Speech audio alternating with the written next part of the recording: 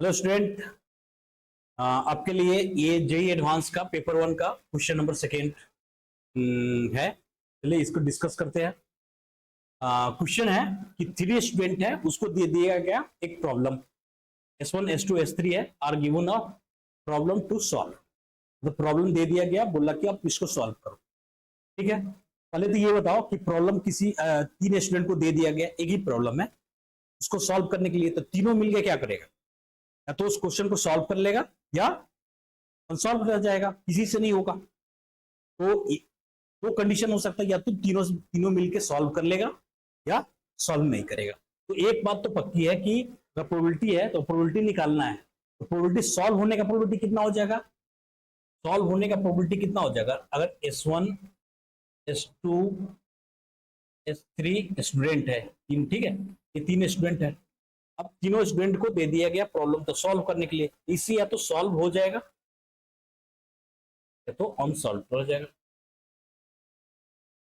दो तरीका है, ठीक है, तो दो ही तरीका है। तो इसका प्रोबेबिलिटी ऑफ सॉल्व होने का प्रोबेबिलिटी कितना हो जाएगा? प्रोबेबिलिटी ऑफ सॉल्व कितना हो जाएगा? हाफ। और प्रोबेबिलिटी ऑफ अनसॉल्व कितना हो जाएगा? हाफ। चलिए, ये तो पता है कि probability of solve, probability of unsolve half half हो जाएगा। मतलब दोनों दो ही ऑप्शन है, दो ही प्रोबेबल आउटकम है, तो मेरा ये प्रोबेबिलिटी हो जाएगा। सॉल्व होने का प्रोबेबिलिटी हाफ और अनसॉल्व होने का प्रोबेबिलिटी भी हाफ है। अब इसको हम वेन डायग्राम में कैसे ये करेंगे? वेन डायग्राम में अब तीन स्टूडेंट है, तीनों ने मेहनत किया है, कुछ पार्ट ये सॉल्व किया और कुछ पार्ट ये सॉल्व किया, कुछ तीनों मिलकर सॉल्व किया है। तो इसको हम वेन डायग्राम में कैसे डिनोट करेंगे? इसको देखो, अब इवेंट ये सब है ना, WU W V T, ये सब क्या है? इवेंट्स है। इसको डिस्कस करते हैं। पहले तो इसको वेन डायग्राम से डिनोट कर लेते हैं कि ये चीज जो है ना, क्वेश्चन सॉल्व हुआ या नहीं हुआ, या कौन कितना पार्ट किया, तो उसके बारे में थोड़ा सा वेन डायग्राम पे डिनोट कर लेते हैं। तो वेन डायग्राम में अगर डिनोट करें इस चीज को, एक प्रॉब्लम है। अब एक प्रॉब्लम, ये डब्बा किसका है? प्रॉब्लम का डब्बा है। मतलब ये यूनिवर्सल सेट है एक तरह से।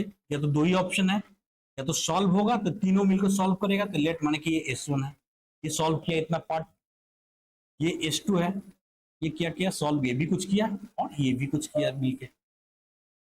ये सब क्या है? ये जो अंदर का पार्ट है वो क्या है? सॉल्व होने का पार्ट। तो सॉल्व हो गया तीनों से। जो बाहर बच गया, ये जो बच गया, जो बाहर इसके अलावा, ये सर्कल, तीनों सर्कल के अलावा जो पार्ट बच गया वो अनसॉल्व पार्ट है।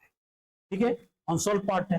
अनसॉल्व होने का प्रोबेबिलिटी है, तो इसका प्रोबेबिलिटी कितना हो जाएगा? इसका प्रोबेबिलिटी हो जाएगा अनसॉल्व का P अनसॉल्व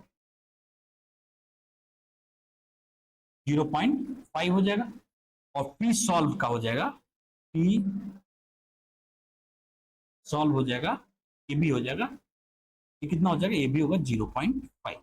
अब इसको दूसरे तरीके से लेने का क्या तरीका है? सॉल्व हो गया, तीनों मिलकर सॉल्व किया, इसका मतलब P probability of S union S1 union S2 union S3 हो गया।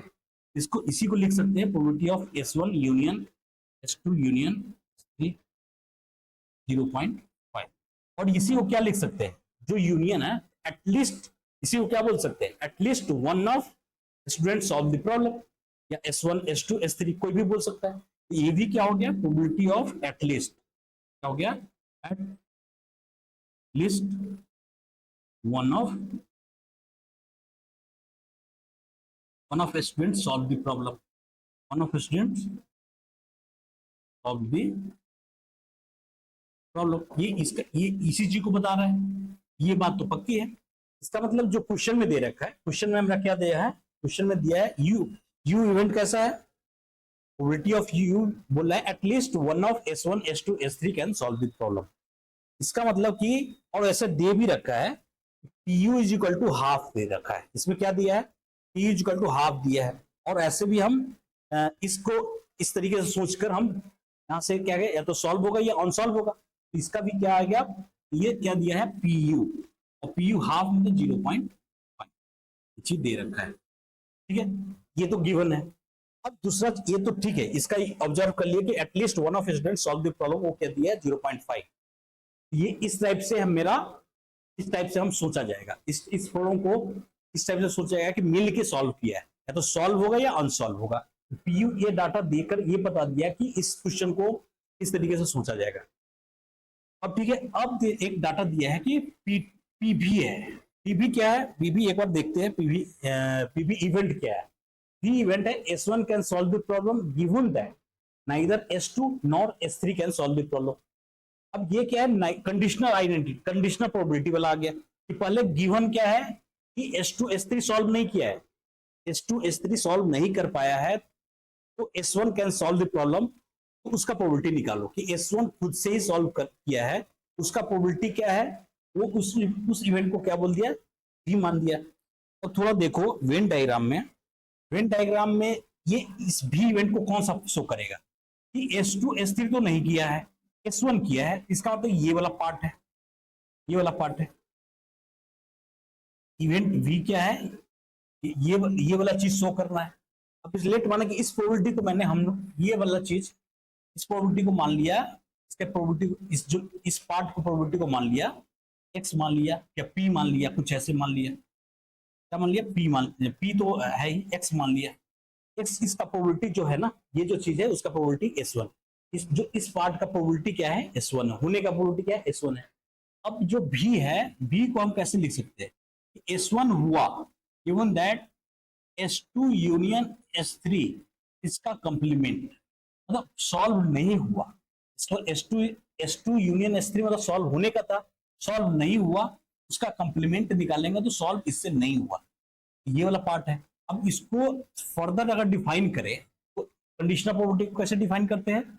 जो प्रोबेबिलिटी ऊपर है नीचे, तीनों इस दोनों का इंटरसेक्शन डिवाइडेड बाय जो नीचे वाला पार्ट जो गिवन दैट है उसका probability of S1 intersection S2 union S3 complement, ठीक है, डिवाइडेड बाय प्रोबेबिलिटी ऑफ जो गिवन दैट है, तो S2 यूनियन S3 का कंप्लीमेंट। ठीक है, देखो अब इसको वेन डायग्राम से समझने की कोशिश करते हैं। ये वेन डायग्राम से इसका मतलब क्या है, इसका मतलब क्या है, ठीक है। अब इसको मैंने क्या मान लिया? x मान लिया कि इसका प्रोबेबिलिटी जो S1 ये वाला पार्ट का प्रोबेबिलिटी को होने का प्रोबेबिलिटी क्या है? x है। तो ये देखो कि S1 intersection S2 minus S3 complement, पहले तो बताओ S2 माइनस S3 कंप्लीमेंट क्या होगा? इस दोनों सर्कल का छोड़ के ये और ये सर्कल को छोड़ के जो भी पार्ट है पूरा पार्ट हो गया, ये कंप्लीमेंट इतना आ गया। और S1 का इंटरसेक्शन चाहिए, S1 का इंटरसेक्शन मतलब S1 का इंटरसेक्शन, S1 टोटल है और ये पूरा पार्ट इंटरसेक्शन पार्ट क्या बच गया? यही जो पार्ट जो x है, तो प्रोबेबिलिटी ऑफ x हो गया, ये पार्ट क्या हो गया? Probability of x, probability of this part means x और डिवाइडेड बाय, और ये कौन सा पार्ट है? ये पार्ट S2 S3 का कंप्लीमेंट है, तो इसमें ये x पार्ट भी शामिल है और इसके अलावा जो ये जो नहीं हुआ अनसोल्व पार्ट भी शामिल है।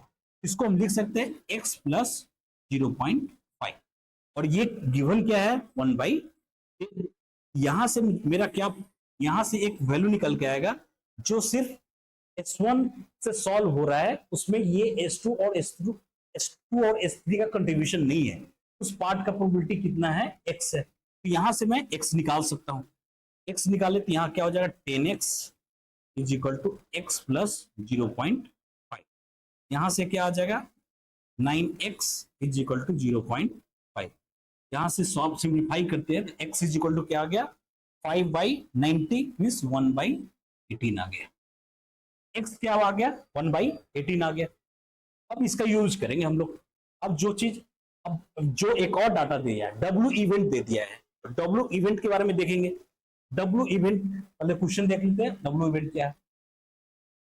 W इवेंट है S2 can solve the problem, ध्यान दो, S2 can solve the problem and S3 can not solve the. अब ये कैसा हो सकता है? वेन डायग्राम में देख लेते हैं।